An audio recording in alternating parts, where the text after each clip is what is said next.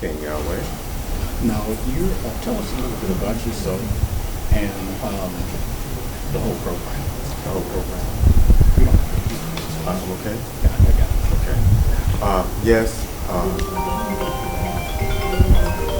Phone's on vibrate. Oh, spot right. Sorry about that.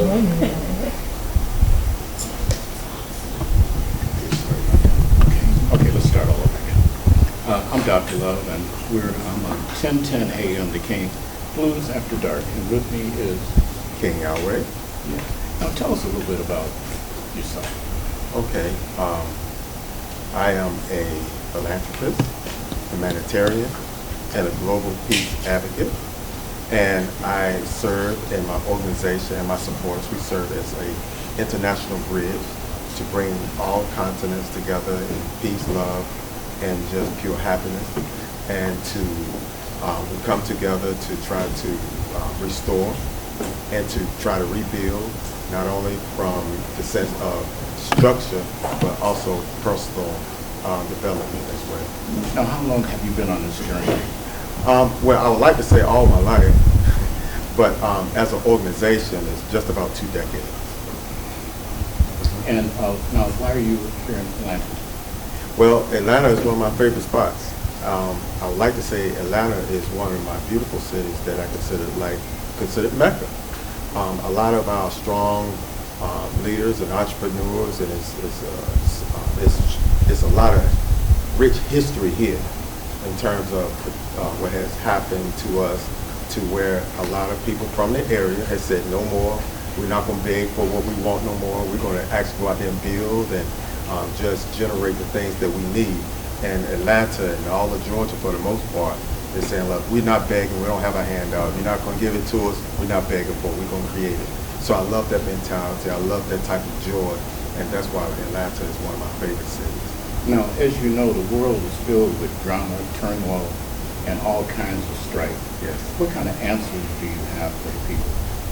Well, the answer that I will say is the formula is simple. Is that we need to do the things that has not been done. We found out we're currently in a place where bad is good and good is bad. And because of this equation, if we want something different, you got to do something different. And if we change how things are done, that's the only way that we'll reach the solutions that our global family needs. But we are so comfortable with bad, we have become comfortable with things not being comfortable for us as individuals. I think that, like I said, like Atlanta and places like that, we are tired of being tired. And the world needs to feel the same amount of strength and integrity that Atlanta citizens have found to change the narrative. But the whole world needs to do what Atlanta has done. That's a good message. Now, tell me this: where do you see the global unity? Can you put that in perspective? Where do you see that?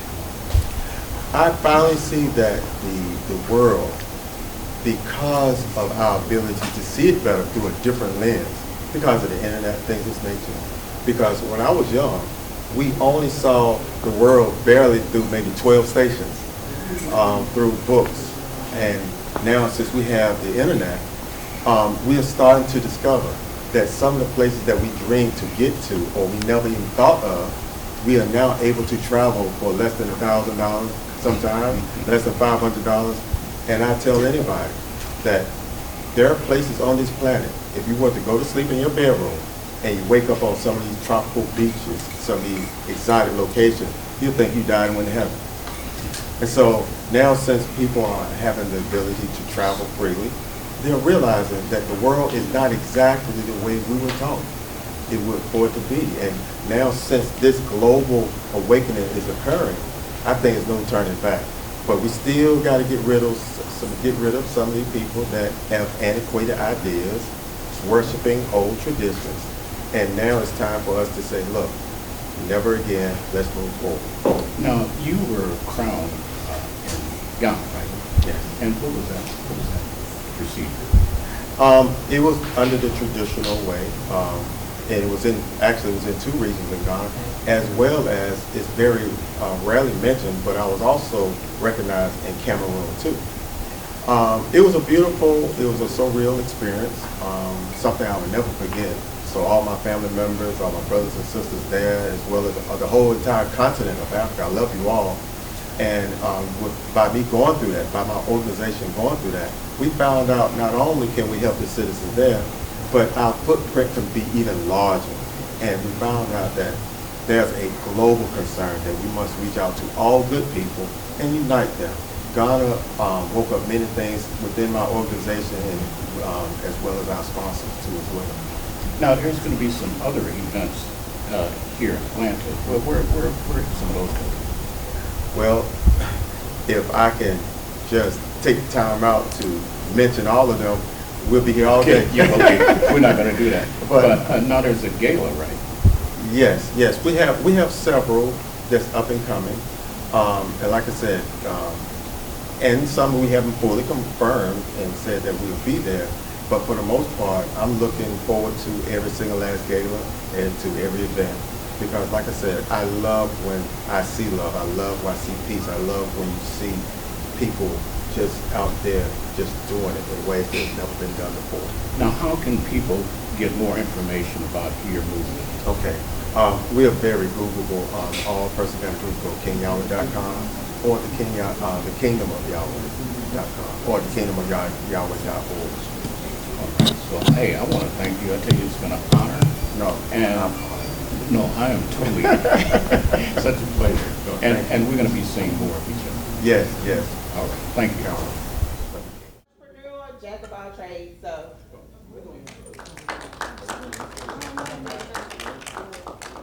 And we have Mr. Joe Howell, who is also a music and film producer. He an add-on, y'all. An add-on. But he's good at what he do. And as the other panelists get here, I know JB will be up in a little bit, and they'll be escorted to the room. But we just don't want to get started because we ain't about to sit here all day. So you guys have at it. All right. Good afternoon. We did it. Uh-oh. Testing. 1, 2, 1, 2, 1. Good afternoon. There's one. Check. I got a big mouth, so. Good afternoon, everyone who came out today. We want this discussion to be very unorthodox. So we are just going to ask questions and get a feel for publishing, royalties, synchronization, and any other question you might have about music and film. I think bringing the music component to film, because without music, you don't have a good film. So we want to start this out the right way. So we want to ask the attorney the first question. You know, music, we usually make the attorney the last person. Always. And cleaning up the mess. So if you're going to be in the business of music, not music business, you want to be in the business of music, start with your attorney. So Ms. Heslin, when you have a client that comes to you and we're talking about music, putting their music in a film, what do you suggest to be the very starting point? Ooh, he's just jumping into it. Like, we're not even, first of all, hey, everybody. How y'all doing? Thank you for being here, right? Because you could be going buying stuff and doing this, all kind of things. So thank you for joining us. Thank you for having me. Do I need live? Set? Hello? Yeah? That made a difference? Oh, okay. I'm Heather Beverly, I'm an entertainment attorney. Just a little context, I rep clients in music, film, TV, on a lot of sides and areas, like influencers and companies, it goes on. He's the sound man too.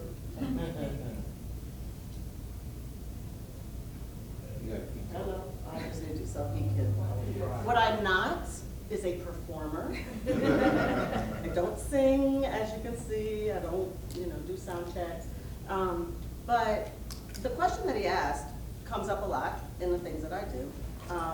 In particular, on the music side, I rep artists, producers, writers, I actually built my practice a lot with writers and producers and people who are actually on the creative side, not just the artistic side, meaning performing the music, but actually creating the music. From the state of Thomas A. Dorsey, if anybody knows anything about gospel music, he's considered the father of gospel music and wrote songs people just thought the slaves wrote. Hey now, keep going, come on. Like, ooh. Like Precious Lord, things like that, but also up to modern day producers. I've got a Latin producer that's produced for everybody from Tiny to Shakira to Bad Bunny and so forth, hip hop producers, R&B producers, pop, etc. And a lot of times it has come up where their music has been available and ended up as a candidate, if you will, to be incorporated into a film. The first thing you have to ask yourself, and I kind of want to read the room to see, who do we have in here? Like, do we have artists, writers, Lawyers. I know you are. Don't even try to pretend you're not. Producers? Okay, okay. And labels? People that own masters? I know there's one. Yeah? Okay. So depending on who you are, right, when music is being used for film, there may be one of many ways it affects you. So if I want to use your music, let's say for the opening credits of my film, I'm going to go, okay, I have this song, and I want the recorded version just the way it is. I like this version. I need that to open my credits, because as a film producer, that is going to set the tone for what's about to happen. So I'm going to first seek out who owns this record, right? I'm going to look for the master owner. I'm going to look for the record company, and I'm going to talk to them. If you are the songwriter producer, there's several of you in here, and that song gets selected, you're going to get contacted probably through either directly or if you have a publishing company. So if you're signed to like Sony Music Publishing, or you have an administration company like Cobalt, they're going to reach out and they're going to say, hey, we have a request. We'd like to use this song in the movie, and when they send the request, they actually describe it.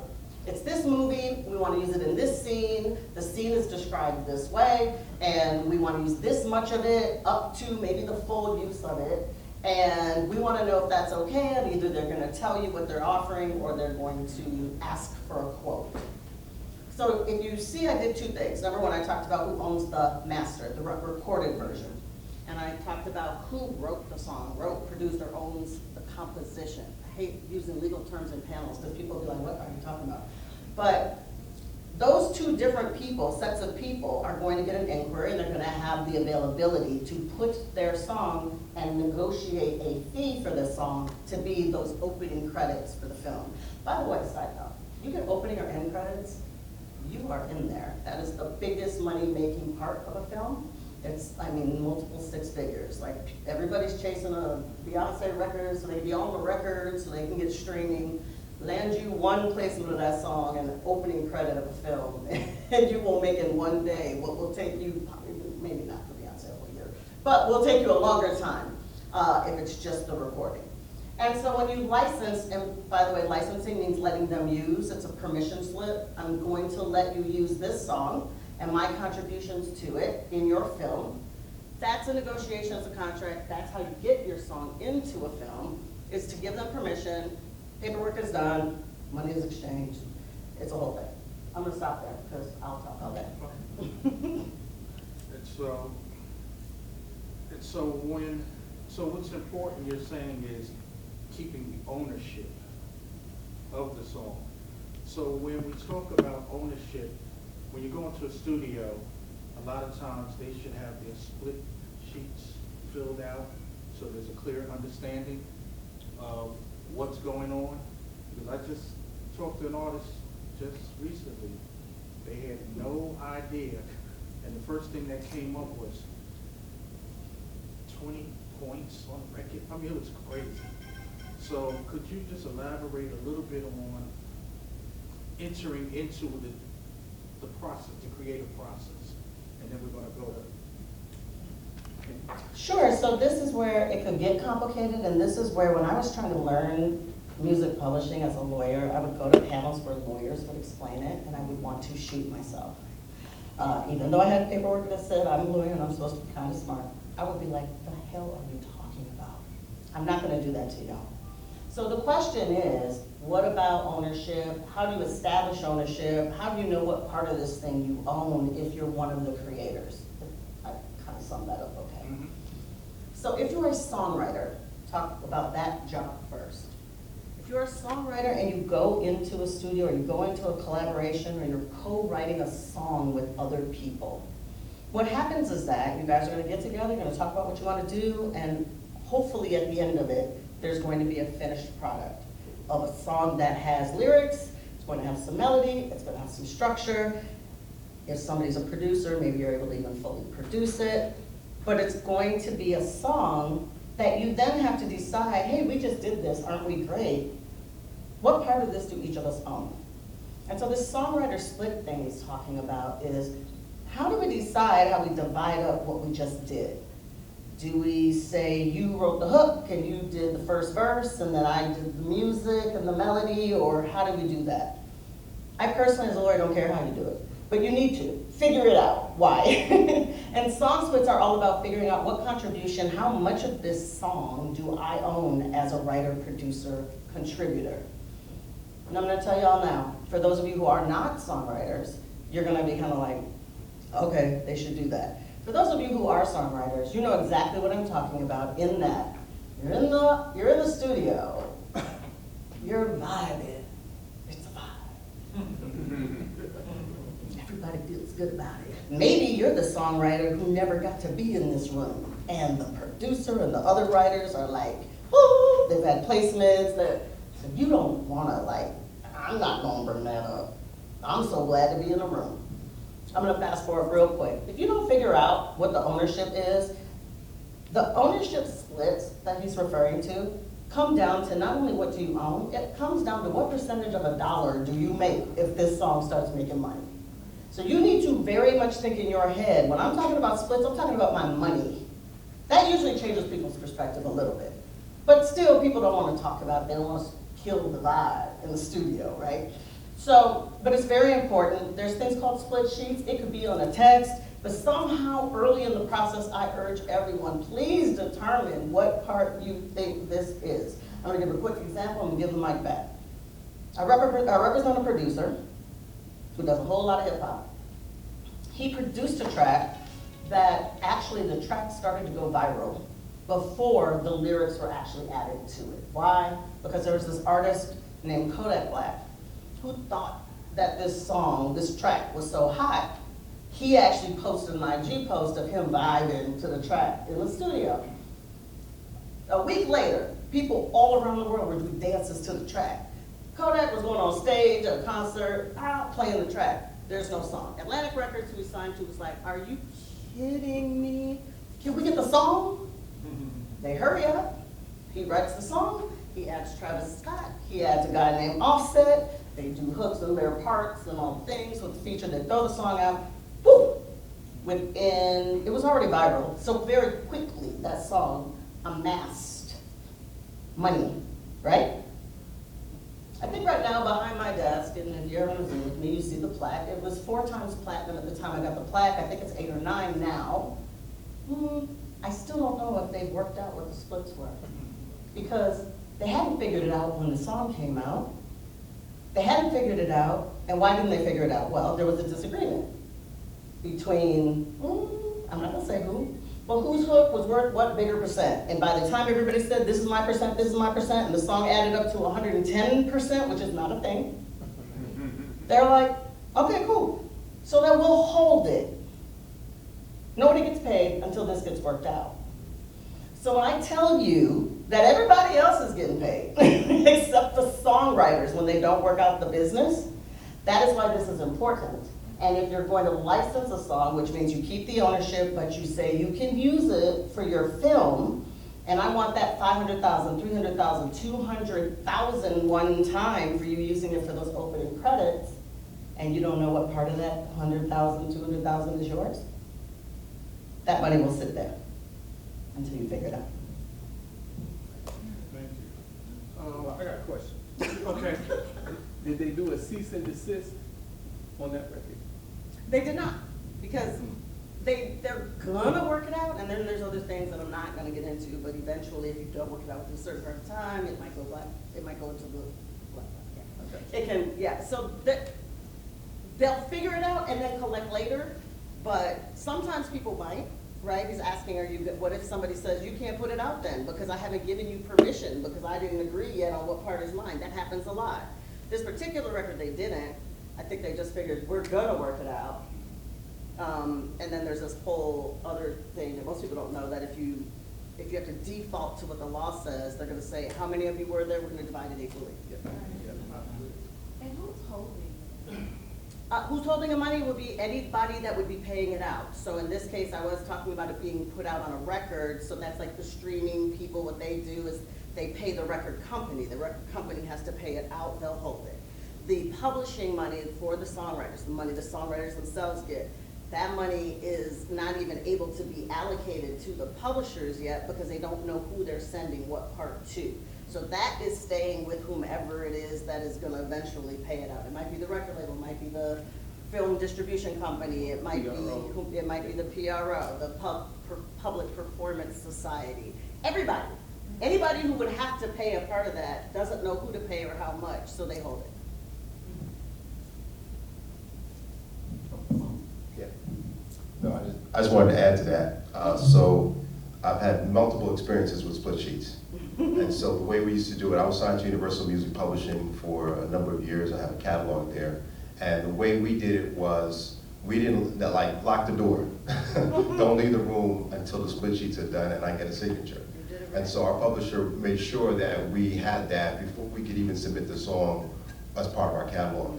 And so it's very important. Nowadays, I think it's even to your point where artists are just vibing, you know, where you can still vibe, but make sure that you say, hey, look, by the way, you know, and if you're a producer, for those of you who are a producer, then you do the beat, 50%, that should be you if you do the beat, right? So some people are like, well, I'm producing, or so make sure as your producer, if you do the music portion of the songwriting, you have 50% of the song on the music side. If you're coming on the lyric side, of course, you have 50% of the lyric side. I got a million stories, but I'll just give one. We're at a songwriting session. It's going in and out. I was on a songwriting session, and the way we used to do it, the label was like, yo, okay, who come up with the best lyric? So we're in one room, I'm writing lyrics, the producer gives us the beat, and we know the record is gonna go out because the producer's like, I'm taking this to the radio station to get a vibe on it tomorrow. So we need the lyric tonight so I can get it on the album. So we're in the room, I'm writing the lyric and the melody. I'm writing the lyric and the melody. Somebody else is writing a lyric and the melody, and he's like, yo, who comes up with the best hook wins, right? Because it's a competition, like, and you gotta bring your A game to the songwriting session. You can't just be like, oh, let me figure this out and vibe on it. Oh no, you gotta get the record done that night. So I write the lyric and the melody, and the song is done. When I leave, the producer calls me back. It's like, yo, we can't remember the melody we didn't record it yet, because you know. So I talked to the artist of the song, but she couldn't remember it. So I'm singing my melody back over to the artist, and then they record it. And then what they did was they changed some of my lyrics. So now we had a split when I left, but somebody came along and was like, let's change this verse, let's change that verse. Be careful of that because it can change your splits. My publisher was like, hell no, his split stays the same. You can do whatever you want with the lyric, but his split stays the same because that was part of the songwriting process that we agreed to. So that's one story, but to your point about the lyrics and the splits, make sure you get that right. And when you're vibing, even if you just put it, like you said, the text, something where you have it in writing so you have some evidence. Okay. I'm Kenny, I'm Order in Your Life. So when they're talking about like songwriters and producers, I'm actually active. I still write and produce songs. I write and produce most of my stuff, but I've opened up and started working with other producers. So I'm gonna just give y'all one story, and what she's talking about, let's just say you gotta know somebody on the inside sometimes. So someone came to me and they said, hey Kenny, I have this opportunity with the ABC network. And y'all familiar with ABC, the television network. And they said, I need you to write 8 songs the next couple of days. That means in 3 days. I need you to write 8 songs in 3 days. I said, am I producing? No, you're not producing it. Yo, you want me to rap somebody else's stuff? Okay. But you can't use no curse words. I curse all the time. So I went, he has like 2 different producers. So I went to, we had a place where we were recording it. I wrote the songs real fast. I thought some of them was corny, some of them was good. So I wrote the songs, and this guy, he managed Fife at the time. So he knew about split sheets, and he said, this is how we're gonna do it. I got the connection. That means he's the executive. I'm getting a piece of y'all publishing. So he got a piece of the producers publishing. This is all up front. This is when you're dealing with good people that explain it. This is all up front. He said, we can't miss this opportunity. We open this door, we can do more. I write all the songs, I record them. We send the songs off, we did our split sheets, all that stuff. Maybe it was about a year later, I come home, I got a $2,000 check from ASCAP. I come home again, that's one for $600, one for $2,000. And when I open up my ASCAP, you know, I see the breakdown, I see their names, the other producer's name, I see my name, we got all our percentages there. By me writing it, I had to give my guy a certain percentage of the portion of the songs that I wrote as far as the writing side. Right before we came here, maybe like last night or 2 days ago, I think I opened up my ASCAP and I see all where my songs would play, all where these goofy songs I would never let y'all hear. But y'all would think they're good, but I wouldn't even know if it was me. They played on, they were on the, what was it, the Emmys? No, it was the Oscars. Red carpet, they were playing me. And the most recent one is on, what's the lady's name again? Tamron Hall. I looked on there 17 times within the last couple of months.